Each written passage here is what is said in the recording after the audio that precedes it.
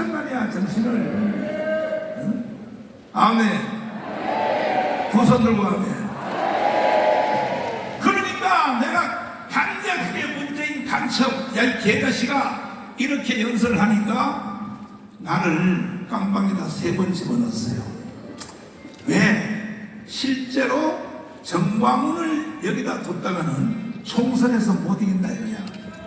실제로 나를 감옥에 집어넣은 것은 뭐냐? 나를 감옥에 넣고 4년 전에 총선하겠다 이거야. 성공했어요. 내가 깜방에 있으니까 우파를 지휘할 사람이 없잖아.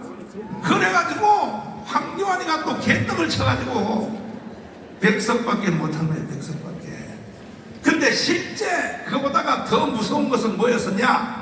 토요일마다 하는 우리 강화문 이 운동, 이 대회, 이것도 두려웠지만 정말 두려웠던 건 뭐냐? 주일날 강화문의 연합예배. 자, 이 연합예배가 늘어나기 시작하는데 만약에 부활절 때까지, 선거 때까지 나를 안 가뒀으면 사실은 문재인은 성공한 거야. 나를 감옥에 가뒀어. 만약에 안 가뒀으면요, 주일날 광화문 토요일날 이거 애국운동 말고 주일 대예배가 서울역까지 뻗어버렸어. 이게 문재인이가 제일 겁났던 거야. 그래서 나를 감옥에 가두니까 광화문 예배를 인도할 자가 없잖아. 그래서 힘을 잃어버리거든. 힘을 잃어버렸어. 이랬는데 이번에 또 이 새끼들이 선거철이 돼서 나를 또 감옥에 가두려고 고발을 또 4개나 했어. 절대로 난 깜방 안 가. 이제 깜방을 가고 200석 해놓고 갈 거야. 200석 해놓고. 똑같은 분이 계속 고발해요. 김용민 계속 고발해. 김용민 아저씨, 사람이 인간의 탈을 쓰고 양심이 있어야지. 네가 고발한 거 전체가 다 내가 무죄가 됐잖아. 무죄가 돼가지고요, 깜빵 내가 3번 간 것 때문에 법무부로부터 돈을 6,800만 원 탔다니까. 여러분도 할 일 없으면 깜빵이나 가. 나오면 돈 줘요. 돈 줘. 정말 말이야. 근데 내가 이제 재판을 받는데 제일 큰 죄가 뭐냐면 현역 대통령을 간첩이라 했다는 거야. 이거야, 이거. 구조 변호사님 오셨어요? 자, 준비 올라오세요. 현역 대통령을 간첩이라 했다 이거야. 이것이 제일 76개로 내가 고발당했는데 뭐 집시법 위반, 무슨 선거법 위반, 무슨 별로 죄가 다 있어. 76개. 그래서 쪼개기로 오늘도 내가 오전에 재판 받고 왔어요. 재판 받았는데 먼저 번에 무죄 다 받은 걸 가지고 또 다른 사건으로 하는 거야. 그 내가 조금 전에 재판하는데 내 검사님한테 그랬어. 검사님, 내 한마디 합시다. 내가 76개 혐의를 다 무죄를 받았는데 그거 판결문이나 좀 읽어보시고 떠들어야지. 검사가 돼가지고 헛소리를 하면 안 돼. 헛소리 하는 거야. 제일 큰 죄가 뭐냐? 문재인 간첩이다 이 자식이야. 그랬더니 그 사람 판사님이 물어서 날 보고 왜 현역 대통령을 간첩이라고 했습니까? 이렇게 물었어. 내가 뭐라고 대답했냐? 이것은 내가 대답할 문제가 아니고 이것은 문재인이 스스로가 간첩이라는 것이 도보다리에서 김정은에게 넘겨준 USB 내용에 보면 지가 스스로 간첩이라는 게 있습니다. 그랬더니 이 허선한 판사가 여자 판사인데 아주 똑똑해요. 세상에 청와대한테 USB 내용을 제출하라는 거야. 재판부로 제출하라는 거야. 못하는 거야. 두 번째 또 했어. 못하는 거야. 세 번째 또 했어. 못하니까 열받아가지고 76개를 다 나를 무죄를 딱 받들어버렸어. 나온 뒤에 도대체 이 USB 내용이 어디 있냐? 우리 변호사님이 실무 담당인데 변호사님을 통해서 조사를 시켜봤어. 김정은에게 넘겨준 USB 내용이 어디냐? 그랬더니 국가기록보존소에 있다는 거야. 조금 전에 조단 목사님이 말한 대로 지금 국가기록보존소 있죠. 대통령이 임기할 때 청와대에서 말 한마디 하는 거 모든 기록이 녹음된 것이 국가기록보존소에 들어가게 돼 있어요. 그리고 30년 후에 공개하게 돼 있어요. 그러니까 문재인 마누라 누구야 이름? 걔가 옷을 170번을 샀는지 뭐 샀는지 이거는요 30년 후에 가야 알아요. 30년 후에 가야 아는데 이번에 우리가 총선에서 200석을 해버리면 법적으로 그것을 조사할 수 있어. 그래서 200석 해야 된다 이거야. 그래서 국가기록보존소한테 우리 변호사님들이 질문을 했어. 그 USB 내용 넘겨준 거 김정은이한테 넘겨준 거 그거 거기 들어왔냐 그랬더니 뭐라고 대답해 왔어요? 국가기록관에도 없다. 제가 정보공개 청구를 여러 군데 했습니다. 그렇지. 대통령실에도 해보니까 거기도 없다. 어디 있는지를 알 수가 없는 거예요. 자, 그러면 문재인이가 자기가 국가기록보존소에 USB를 넣지 않은 것만 해도 이 새끼는 죽어야 되는 거야. 이거 불법이야, 불법. 국민들이 멍청하니까 가만히 있는 거예요. 문재인 이름은 반드시 처단해야 되는 거야, 처단. 그러면 어디 있느냐? 국가기록보존소에는 안 들어왔다 이거지. 어디 있냐 하고 변호사님이 조사를 했더니 제일 마무리한 것이 뭐냐? 통일부라고 나왔어. 이인영 통일부 장관 때 마무리했다 이거야. 그래서 통일부한테 질의를 했어요. 그 USB 내용을 공개하라고. 지금 우리 정부요. 지금 현재 바뀌어가지고 우리 통일부 장관이야. 윤석열 대통령. 거기서 뭐라고 답장해 왔어요? 비공개 결정을 했습니다. 거기서. 그러니까 통일부에 있는 걸 어떻게 알았냐면 저는 이제 계속 USB에 계속 관심을 갖고 주기적으로 인터넷 검색을 해왔습니다. 그러다가 작년 봄에 검색을 해보니까 통일부 관계자 인터뷰에 의하면 통일부가 제작해서 청와대에 줬다는 걸 제가 알게 됐어요. 그래서 통일부에 바로 정보공개 청구하니까 얘들이 이제 부존재 통보 못하니까 비공개 결정, 국방, 외교, 통일의 안보, 국가 안보에 중대한 손해가 발생할 수 있는 염려가 있다고 해서 저한테 비공개 결정을 해서 그때 바로 행정소송을 제기를 했죠. 자, 국가 기밀 사항이 너무 심각한 내용을 김정은한테는 주면 돼, 안 돼? 반응이 응사는 돌 때가 되더냐 이게. 아니, 통일부 지금 현재 우리 통일부야. 이 국가 기밀 사항이 너무 심각하므로 공개할 수 없다. 그러면 국가 기밀상이 심각해서 일반에게 공개를 할 수 없는 내용을 김정은이한테는 주면 되냐 말이야. 돼요?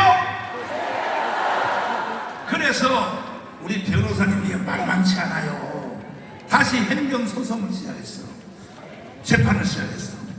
그 USB 내용을 내놓으라고 했더니 지난달에 뭐라고 판결을 났느냐? 그러면 사실은 이걸 소송을 하면 한동훈이 법무장관 시절에 한동훈이가 압수수색을 해야 되거든. 그래서 나는 한동훈을 의심하는 거야.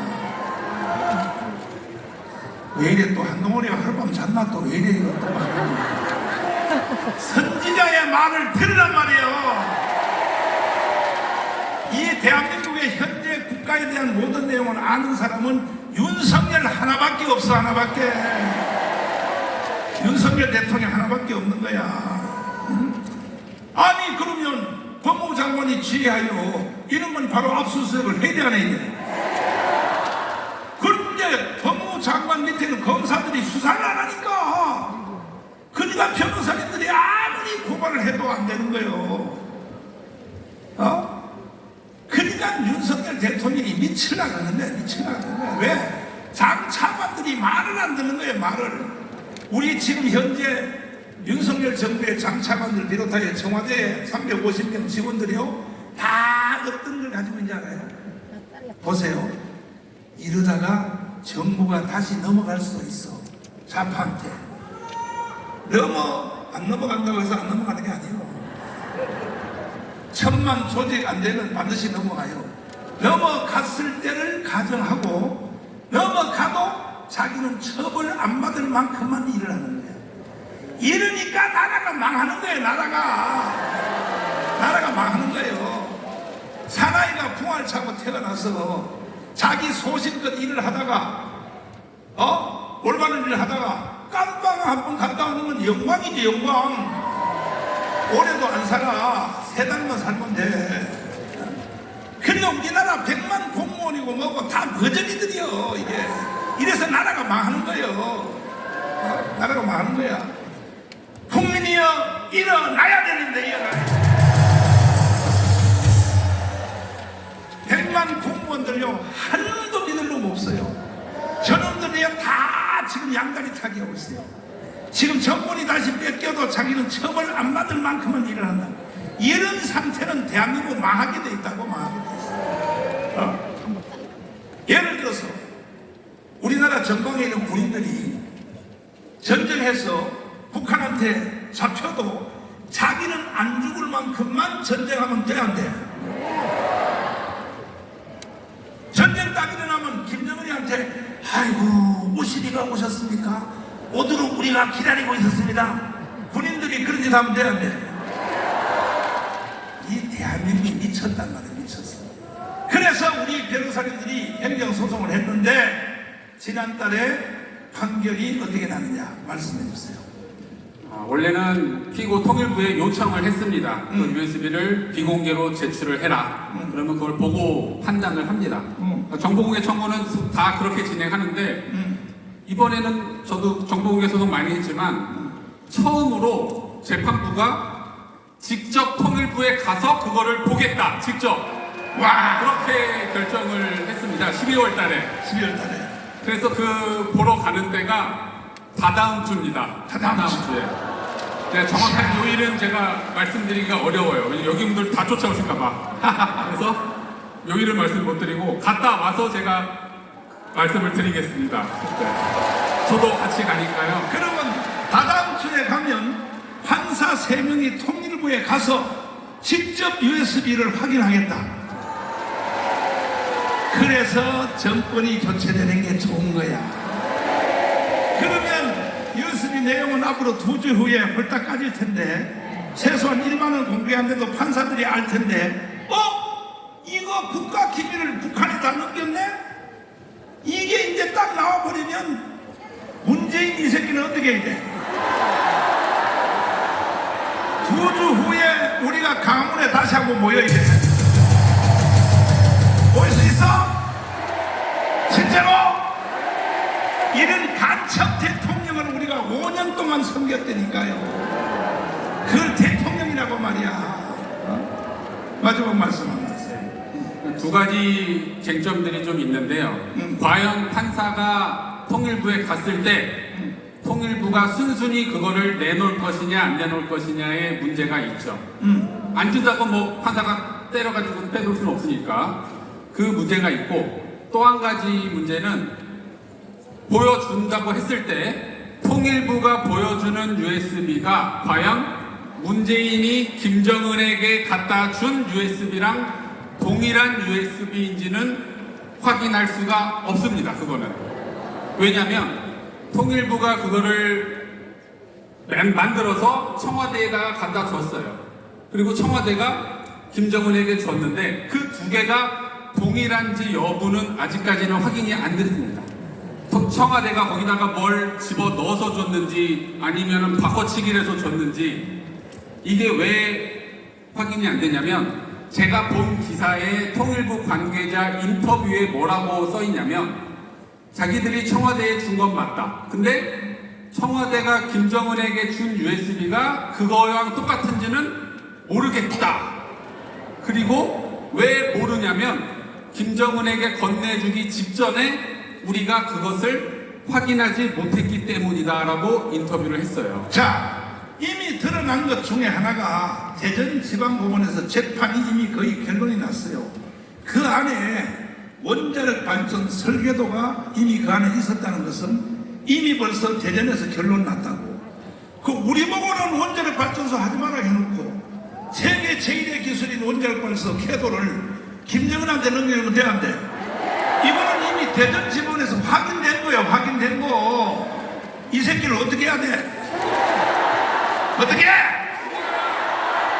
이제 제가 이제 까기 시작하면 그 안에 뭔 내용이 나올지 주목하기를 바라고, 내가 여러분이 언젠가는 발동시켜 문자메시지 넣어서 가문으로 나와 그러면 새벽 2시라도 반스만 입고 다 튀어나와야 돼. 반스만 입고 다 튀어나와서 우리는 그래서 국가의 내전을 막아내야 된다 이거야. 동의하십니까? 구조화 변호사님 너무너무 수고했어요. 박수하겠습니다. 지금 대한민국이 왜 개판이 됐느냐. 자, 우리나라 세금을 낸 것이 650조인데 그 중에 절반이 좌파 애들이 다 도둑질해가요. 유재일 어디 갔어요? 나오세요. 어떻게 도둑질 하는 것을, 원래 이놈도 좌파였어요. 이놈도 좌파. 여기서 좌파 쪽에도 악질이었어. 악질. 여기로 오세요. 그래. 가운데로 오세요. 자, 일단 사과부터 한마디 하시고. 내가 악질이었습니다. 사과부터 한마디. 여러분 잘못했습니다. 그런데 회개합니다. 회개합니다. 그런데 우리 당의 정책위 의장이 돼서 그래가지고 지금도 좌파 애들이요, 국민의 3분의 1 정도 몇백 조를 지금도 도둑질을 해가고 있어. 그래서 내가 정책위 의장을 세워서 그동안 도둑질 해한 거 다 원상회복 다 시켜. 이게 문재인이가 인원이 그렇게 만들어놨단 말이야. 박원순하고 자세히 설명해 주셔서 대한민국을 구해내 주시길 바랍니다. 네. 저는요, 나이가 99살이야. 그러니까 나는 이렇게 만들어 놓으면 끝나요. 만들어 놓으면 뭐해? 젊은이들이 끌어갈 사람이 없는데, 그래서 내가 당신을 선택한 거야. 앞으로 대한민국을 바로 끌어가게 해달라고 박수하겠습니다. 자, 여러분, 우리 전기요금 내죠. 그런데 이 전기 만들 때 원자력보다 이 태양광이나 풍력이 100원이 더 비싸요. 100원이 더 비싸거든요. 그런데 우리는 그거를 낼 때 전기를 따로 사지 않죠, 우리가. 그러면 어떤 일이 벌어지냐? 한전에서 사서 우리한테 다시 파는 거거든요. 한전은 원자력보다 태양광을 100원을 더 비싸게 사요. 그러면 어떻게 되겠어요? 적자가 나죠. 그래서 한전이 적자가 몇 조까지 났죠? 30조까지 났어요. 1년에. 그러면 그 태양광 사준 거 누구 똥구멍에 들어가요? 여기서 태양광을 하시는 분도 있을 수 있지만 주로 뭐예요? 왼쪽 애들이 그걸 하죠. 그렇죠. 그러면 걔네들은 우리한테 비싼 전기를 비싸게 팔아먹고 지들이 돈 번 거예요. 자, 그리고 되게 웃긴 게 있어요. 여러분, 우리나라 버스 있죠? 버스 다 우리나라가 만들죠. 그런데 전기 버스 있잖아요. 전기 버스는 중국산이 더 많은 거 아세요? 그런데 그 전기 버스 하나를 하면, 그러면 그 하나를 하면 그게요, 보조금이 나가요. 최대 3억이 나가거든요. 아이고 세상에. 지자체에서도 돈이 나가고, 그 교통부에서도 국토교통부죠. 거기서도 1억이 나가고요. 환경부에서도 1억이 나가요, 최대. 그런데 제가 기겁을 한 게 중국산 1억 5천짜리를 가져다가 우리나라에서 2억 5천에 파는 거예요. 아이고 세상에. 나라 보조금 붙여서. 근데 그거 누가 할까요? 그쵸. 그렇게 하는 거예요. 그런데 여러분, 전국의 버스를요, 여러분, 2025년까지 일단 서울시는 그때 이제 400대 뭐 이렇게 4,000대 바꾼데 2035년까지 전국의 버스를 다 그렇게 전기 버스로 바꿔요. 몇 조짜리 사업이냐면 30조가 넘어요. 그런데 이제 이거를 누구라고 얘기하면 그 사람이 저를 고소하니까 그걸 했었던 사장이 전대협 의장이었어요. 전대협 의장이었고, 그래놓고서 이제 걸렸잖아요. 걸리니까 울고불고 하면서 뭐라고 했냐면 왜 그래? 문재인 거는 뭐야? 이렇게 얘기를 했어요. 그 회사 주식이 2020년에 22년에 어떻게 됐냐면 1년에 14배가 뛰었어요. 그 14배가 뛰면 어떻게 된 줄 아세요? 상장 폐쇄됐어요. 상장 폐지가 돼버렸어요. 그러다가 거래 정지가 됐다가 상장 폐지 위기까지 갔다가 다시 어떻게 됐죠. 그러니까 이게 여러분 얘네들이 얼마나 웃긴지 아시겠어요? 제가 왼쪽이었다고 했잖아요. 여러분 우리나라 자동차 회사 중에서 어디가 문제예요? 제일 문제가 있었던 거 쌍용 자동차죠. 망하고 막 적자나고 그래서 계속 이명박 대통령 때부터 문제였잖아요. 그래서 제가 거기다가 그 쌍용 자동차 노조 관련된 사람들을 만나서 아니 이거 전기 자동차로 지금 문재인 정부에서 이렇게 해먹는데 이거 당신들이 가져가면 회사 살 거다. 중국차 이렇게 장난치느니 당신들이 먹어라 그랬거든요. 근데 어떤 일이 벌어진 줄 아세요? 2년 있다가 그 장난친 애들이 쌍용 자동차를 인수하겠다고 들었어요. 그러니까 이게 그리고 그 사람이 어떻게 돈을 벌었는지 갑자기 여러분 버스 만드는 회사가 중소기업이 갑자기 할 수 있는 게 아니잖아요. 그래서 뭐로 돈을 벌었는지 봤더니 소각장으로 돈을 번 거예요. 소각장. 쓰레기 소각장 있죠? 그걸 여러분 그런 거 가지고 우리 뭐 이렇게 재활용 이런 거 있잖아요. 그게 지자체에서 이렇게 하거든요. 그걸 죄다 그러니까 주사파 찌끄레기였었던 애들도 1년에 매출이 55억짜리를 하고 있더라고요. 기가 막힌 거죠. 그래서 그 소각장 사업으로 해서 이렇게 돈을 많이 벌어서 이 사람이 뭐로 이렇게 연출이 됐냐 봤더니 여러분 그것이 알고 싶다 아시죠? 그거 진행자 누구였었죠? 문성근이었었잖아요. 그쵸?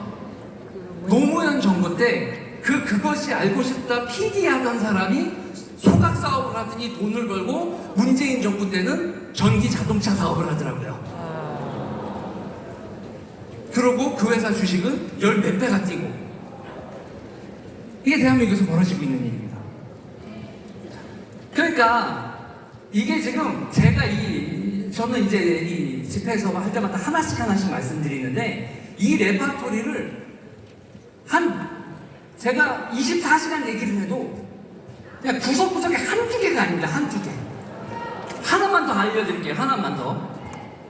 여러분 그 옛날에 전태일 아세요? 그 봉제하는 사람이었잖아요. 그 사람 죽었다고 그 봉제 박물관을 만들었어요. 그래놓고서 있잖아요, 여러분. 길바닥에다가 이거 바느질한 그 자국 있잖아요. 그래서 점선을 이렇게 해놓고 이렇게 바느질한 길이래요, 길에다가. 그렇고 길바닥에다 페인트 칠해놓고서 몇 천만 원. 그리고 봉제 박물관이라고 있거든요. 그래서 갔더니 왜 오셨어요? 그러는 거예요. 왜냐면 거기 박물관이라고 만들었지만 사람 와가지고 구경하는 박물관이 아닌 거예요. 기가 막히죠. 근데 그 박물관 운영하는데 1년에 얼마가 들어가냐면 9억 이상이 들어가요. 거기 앉아가지고 월급 쭉 내는 거예요. 기가 막히죠. 더 웃긴 거 얘기해 드릴까요? 옛날에 이제 근현대 이제 박물관이라고 만들어 놓고 거기다가 이제 우리 옛날 거 있잖아요. 모텔 전화번호 같은 거 이게 키 있잖아요. 옛날 우리 지금 포스라고 해서 이런 거 말고 옛날에 여러분 그 현금 이렇게 나눠주고 했었던 그런 기계들 있잖아요. 그런 거 가게 놓고 근현대 한 몇십 년 전 그거랑 박물관을 만들어 놨어요. 그래서 그 박물관에 그 모텔 키가 걸려 있는데 더 웃긴 건 그 모텔 키면 그럼 없어진 옛날에 이렇게 막대기로 돼 있고 이렇게 열쇠 달린 거 그 막대기가 있어서 그 번호로 전화를 했더니 그 모텔이 지금도 하고 있어. 그런데 그렇게 박물관을 만들어 놓고서 얼마를 빼먹느냐? 몇십억을 빼먹죠. 그냥 가서 사람이 오지도 않는데 앉아만 있어도 월급을 받는 거예요. 기가 막히죠? 돈 빼먹는 거. 이런 게 수주로, 그러니까 이놈들은, 자 보세요. 우리는 이 기독교가 정치를 맨 처음에 연결된 게 왕이 우리한테 도둑질에 가서 세금을 걷거든요. 기독교가 맨 처음에 이 퓨리탄들이 정치를 하게 된 건 세금 그렇게 도둑질 하듯이 걷어가지 말아라. 그게 시작이었단 말이에요. 우리의 목숨과 돈을 그렇게 지도자 맘대로 뺏어가지 말아라. 그래서 기독교인들이 만든 자유민주주의는 세금이 뭐예요? 도둑질 당한 게 아니라 우리가 낸 거예요. 그러니까 그 세금은 우리 거죠. 우리 거를 우리가 도둑질을 해요? 안 하죠. 근데 주사파들은 국민이 낸 세금이 지들 게 아니에요. 우리 게 아니고 걔네들은 세금을 뭐로 본다? 약탈의 대상으로 봐요. 그러니까 문재인 정부 같은 정부가 들어서면 우리가 세금 낼 때 무슨 기분이 들어요? 도둑질 당한다는 기분이 들죠. 그렇게 낸 세금이 도둑질을 당해서 세금을 내고 그 세금을 쓸 때도 도둑놈들이 써요. 약자가 돕겠다고 해놓고서는요, 그 약자도 어떻게 하는 줄 아세요? 약자 중에서도 지들이 조직한 애들한테 줘요. 모든 사람한테 주는 건 찔끔, 지들 편한테 주는 건 왕창.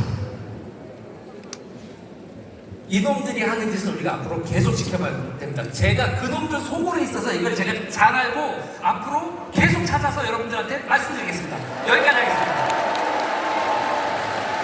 자, 마이크도 잘라시. 말씀 잘 들었죠?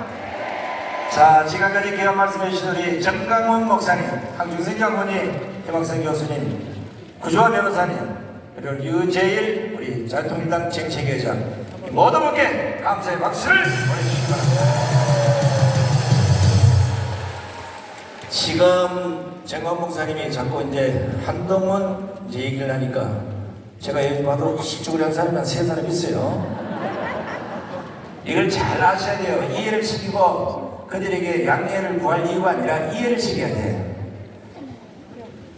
국가의 지도자를 할 사람이 잘못 가고 있으면 누군가는 뒤에서 그 길이 잘못됐다고 알려줘야 되고, 그래도 그 길로 계속 가면 몽둥이를 드는 게 아니라 해초리를 들고 종아리를 치서라도 거기로 못 가게 막아야 되는 거예요. 한동훈은 이미 중립을 넘어서 좌파 쪽으로 한참 가고 있습니다. 잘못 가고 있다를 다시 한번 경고합니다.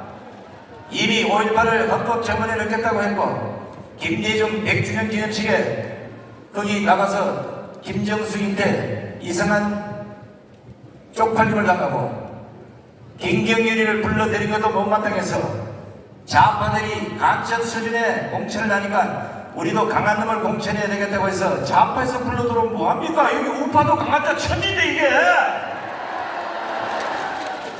지금 이재명이 아니라 주사파가 아니라 김정은이도 그만내는 사람들이 앞에 이거 다 있잖아요. 이게 전부 다.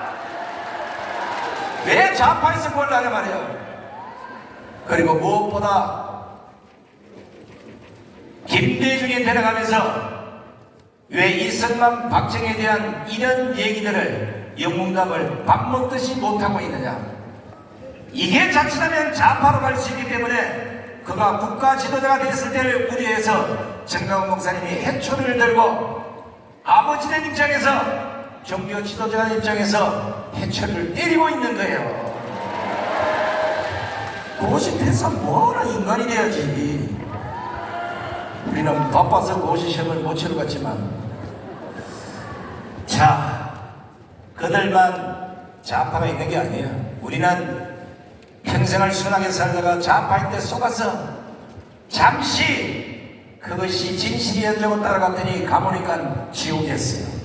그래서 가감하게 탈출을 해서 나와서 자유의 품으로 돌아왔습니다. 3월 1일 강화문 강경에서 어려운 건강산 한방에 3천만 국민이 눈물을 흘리고 초토화되었습니다. 이제는 거리온 건강산이 아니라 거리온 대한민국을 찾겠다고 가장 앞장서 계시는 인천 계엄을 자유통일당 후보 유동규 후보를 큰 박수로 모시겠습니다.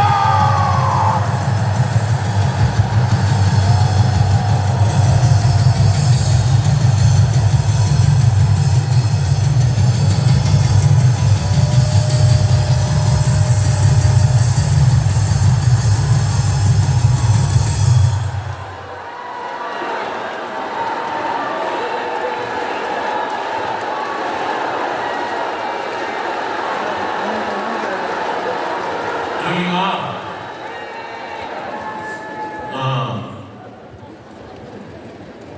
다 저기 제 노래 들으려고 표 사서 들어오신 분이면 좋겠어요.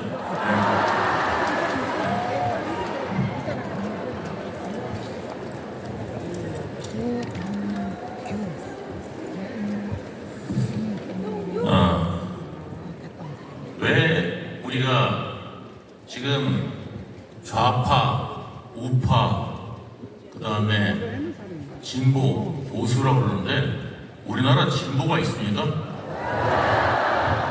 패보는 있는데 진보는 없습니다. 네, 앞으로 진보라고 부르지 마시고 패보입니다. 이미 만한 공산주의 사상을 갖고 있는 사람들은, 외치는 사람들은 패보입니다. 전 세계가 공산주의하다가 소련도 문 닫았고 중국도 문 닫았습니다. 당만 남아 있습니다. 북한은 지금 공산주의가 아닙니다. 그냥 세습주의죠.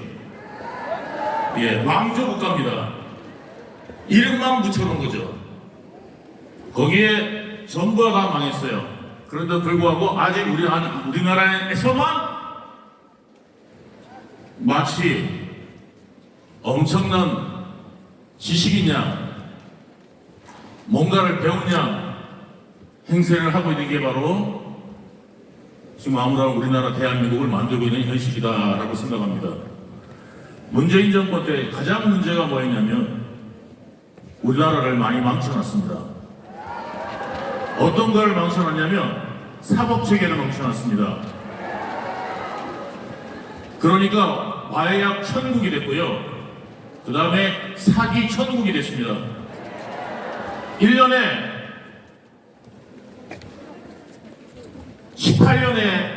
2018년에 27만 건이던 국내 사기 범죄 건수가 검경 수사 조정 1년 만에 32만 건으로 늘어났습니다. 그리고 사기 피해액이 1년에 29조입니다. 29조의 사기 피해는 어느 정도냐? 멕시코 마약 카르텔이 30년간 번 거의 2배입니다.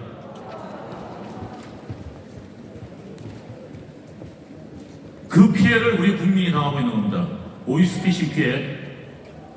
지금 경찰이 지금 수사를 하죠. 경찰이 수사합니다. 검찰 수사 안 합니다. 특수한 거 외에는 경찰이 못 합니다. 그래서 경찰이 예전에는 경찰이 수사를 좀 부실하게 했다 그러면 검찰이 보강 수사라고 요청하잖아요. 지휘하잖아요. 그걸 못 하게 돼 있어요. 경찰이 뭉개고 있어. 사건을 뭉개고 있어. 3개월이 지났는데 조사를 안 해. 그런 건수가 지금 두직이 있습니다. 지금 병원만 밀려 있는 게 아니라 경찰도 밀려 있습니다. 지금 사건이. 왜? 예전에는 자기들이 조사 좀 하다가 이 정도면 되겠지 해가지고 올리면은 검찰에서 지시를 내줬어요. 이거 좀 넣어라, 이거 좀 넣어라, 이거 좀 넣어라. 그렇게 지시를 내려주니까 그대로 하면 되는 건데, 이제는 뭐냐면 자기들이 책임을 져야 돼요. 그거를 이제 수사를 완벽하게 해가지고 책임을 져야 되다 보니까 그 일선 담당 경찰관들이 무서운 거죠. 공무원이 제일 무서운 게 뭐냐면 책임지는 거예요. 제대로 교육을 받았습니까? 네? 제대로 교육도 안 받고 그냥 뭉태기 어느 날 법이 바뀌어버린 거예요. 그럼 일선 경찰서에서 이걸 갖다 수사해서 올려다가 만약에 내가 수사가 잘못돼가지고 나보고 처벌받으라 그러면 이게 되겠냐고. 옛날에는 어때요? 검찰이 올리면 검찰이 또 한 번 더 불러서 그거를 수사하게 해주니까 경찰도 편해요. 막 올려서 검찰이도 통과 되면 가는 거니까. 검찰이 책임도 있는 거니까. 그랬는데 지금은 어떻게 돼요? 경찰이 다 해야 돼요. 이걸 누구 때문에 했는지 아세요? 경찰대학.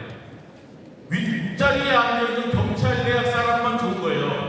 왜 좋냐면요, 권력이 세졌으니까. 부탁할 사람이 많잖아요. 그죠? 그러면 뒷지구형이가 두둑해지겠죠? 그럼 가능성이 높아지면 되잖아요. 자기를 찾는 사람이 많아지는 거예요. 높은 사람들, 경찰에. 그 자리를 찾아가는 사람들 다 뭐냐면 일선 경찰 수경에서 출발한 사람들은 무궁화 통일되면 죽는데, 아무 잘하는 4개 달립니다. 총병대입니다. 아부를 경찰서에서 정말 잘한다. 이런 사람 총병 나와요. 라인 잘탄 사람. 옛날 이름이죠. 예. 그런데 정말 수사만 열심히 하는 사람들은 승지도 못해요. 왜? 위에 잘 보일지도 모르고 수사하다 보니까. 그런 사람들은 어떻게 되냐면 보통 무궁화 2개, 장가라에 3개 달려서 겁니다.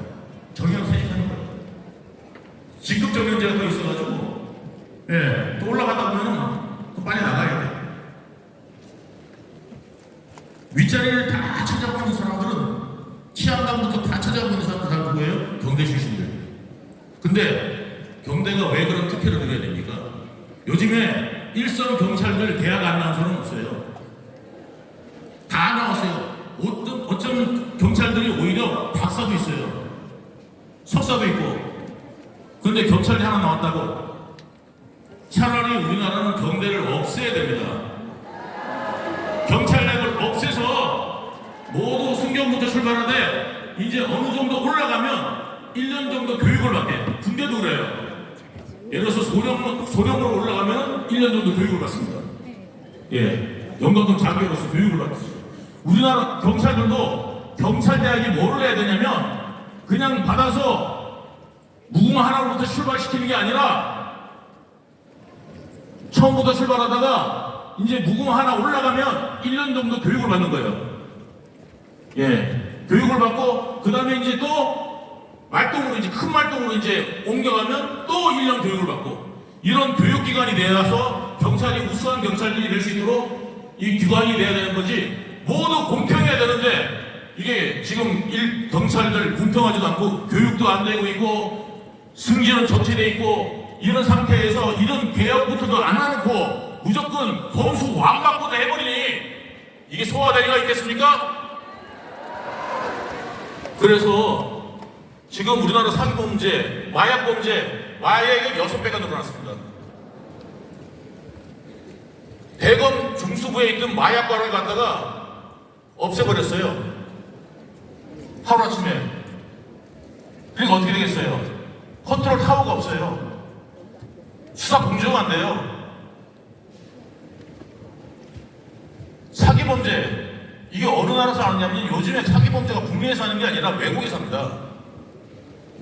그죠? 나 좀 전에 전화가 문자가 한다고 왔어요. 뭐라고 그러냐면 제 KB 국민카드로 79만 원이 결제됐대. 해외에서. 저 신용불량자예요. 감옥 갔다 왔더니 신용불량이 돼 있어요. 신용불량이. 그래가지고 지금 뭐 이거저거 뭐 이제 벌금 내야 되고 뭐 이래가지고 제가 지금 빚만 무지하게 많은데 제가 무슨 카드가 있겠어요? 신용카드도 없는데 제 KB 카드로 해외에서 말씀드린 건데 해외에서 제가 79만 원을 써가지고 결제가 됐다는 거야. 카드도 없는데 무슨 결제가 돼? 그걸로 잘못해서 이거 나 결제 안 했는데 그러고 뚱 누르면 어떻게 돼요? 핸드폰이 여러분 게 아닌 게 되는 거예요. 그때부터. 그런 범죄로 인해 가지고 우리나라 국민들이 얼마나 많은 피해를 보고 있습니까? 이거를 멍하니 가만히 보고 있으면 되는 겁니까? 그게 국가입니까? 이렇게 만들어 놓은 인간들이 누구냐면 문재인입니다. 나라를 인권으로 만들어 놨습니다. 그 다음에 지금 국방 문제죠. 여러분들이 지금 이렇게 와가지고 이 시간에도 여기에 앉아있을 수 있는 이유는 뭐냐면 지금 전쟁 났으면 여러분들 올 수 있습니까? 못 옵니다. 지금 우리나라 평균이요 30년 만에 한 번씩 전쟁이 나야 되는데 지금 70년을 갖다가 평화의 시기를 맞이하니까 사람들이 조금씩 해이해져가. 30년에 한 번씩 전쟁이 났거든요. 우리나라 평균 역사를 보면.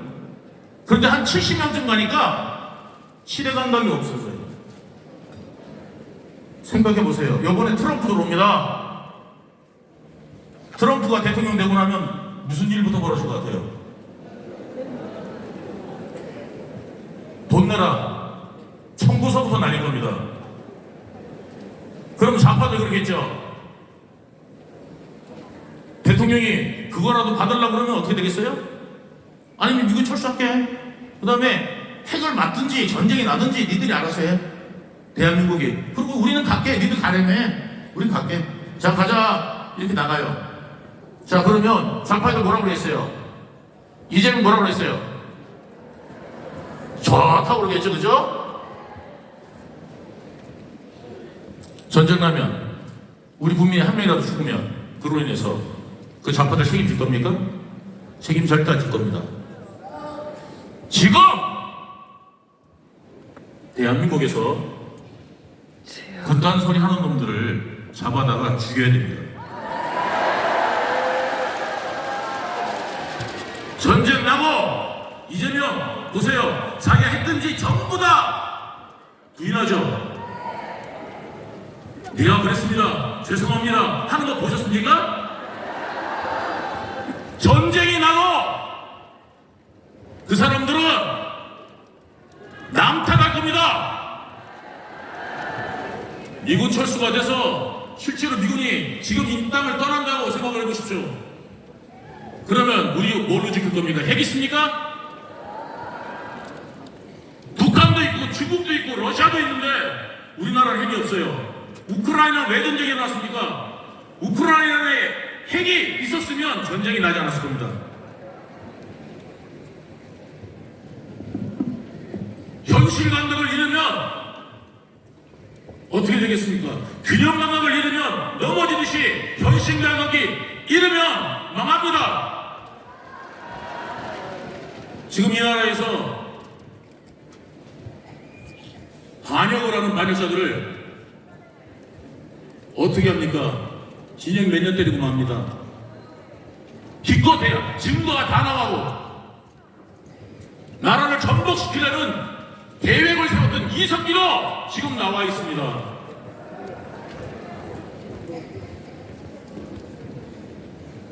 여러분,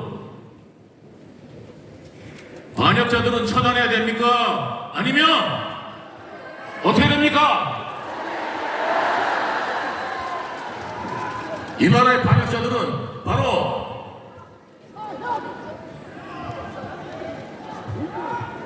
본때를 보여줘야 됩니다. 그죠?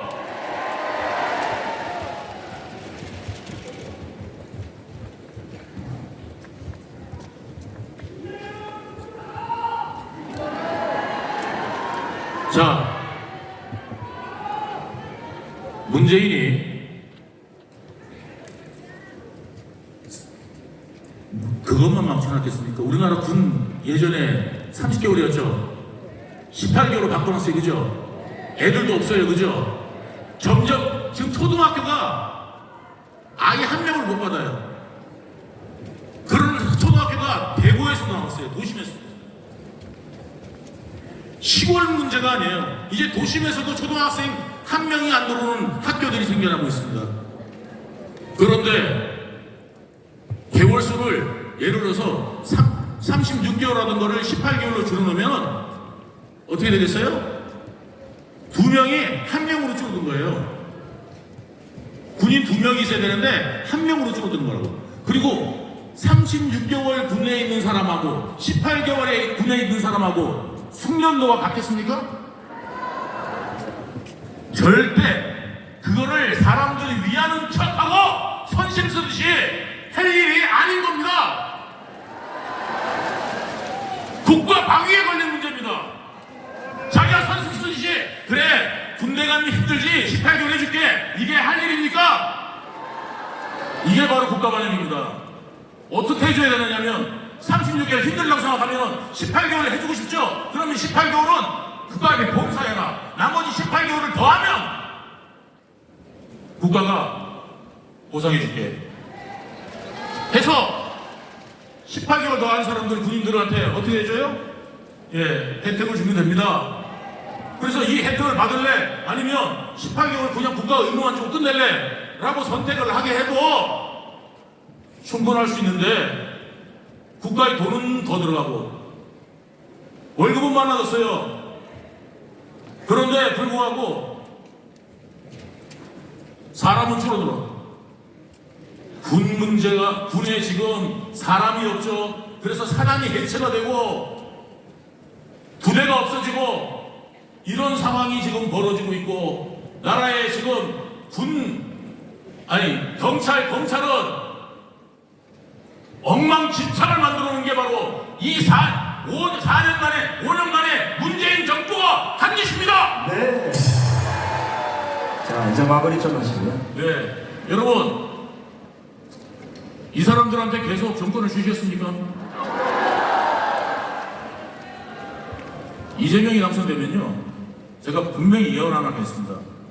당선되는 게 아니라 당선 안 되더라도 지금 이재명은 100석이든 70석이든 상관없어요. 민주당이 망해도 상관없어요. 왜? 자기가 자기를 살려줄 측근들만 있으면 되는 거예요.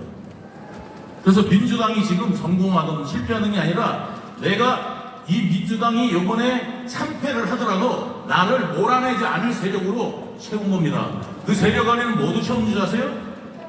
NL 좌파들, 이석기 같은 사람들로 채워놨어요. 그러면 그 사람들한테 왜 채워놨을까요? 이재명이 그냥 자리를 줄까요? 이재명이 정말 위험하면요, 북한에다 연락해서 대포라도 쏘라고 그럴 인간입니다.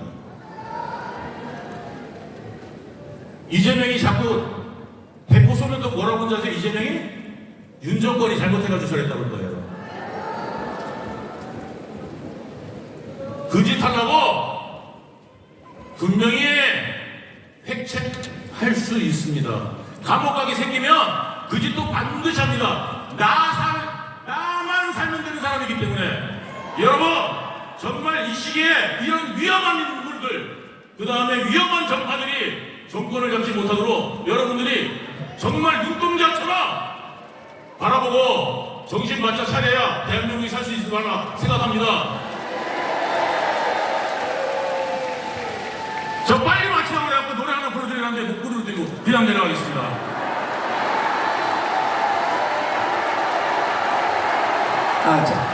잠깐만.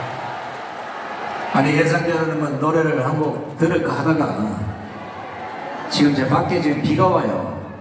그래서 밖에서 지금 이 시청하는 분들도 계시기 때문에 시간 관계상 시간을 좀 줄여야 되기 때문에, 그리고 또 유동규 우리 후보의 노래를 너무 자주 들으면 쌈마이가 돼. 앞으로 여러분들 노래 들으려면 10만원씩 내고 노래요. 근데 그 말에는 제가 좀 이유가 있습니다. 왜냐면 제 노래를 자꾸 부르면 쌈마이가 되는 게 아니라, 제 노래를 자꾸 부르면 자꾸 더 듣고 싶어지게 돼요. 항상 긍정적으로 살아야 돼요. 하나님이 주신 이 아름다운 세상에 이 아름답게 살아야 됩니다. 자, 그러면 제가 찬송가 40장, 내가 이거 저로 가세요. 네. 자,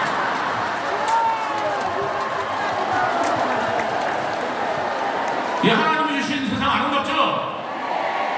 우리가 이 세상을 천국같이 살아야 됩니다.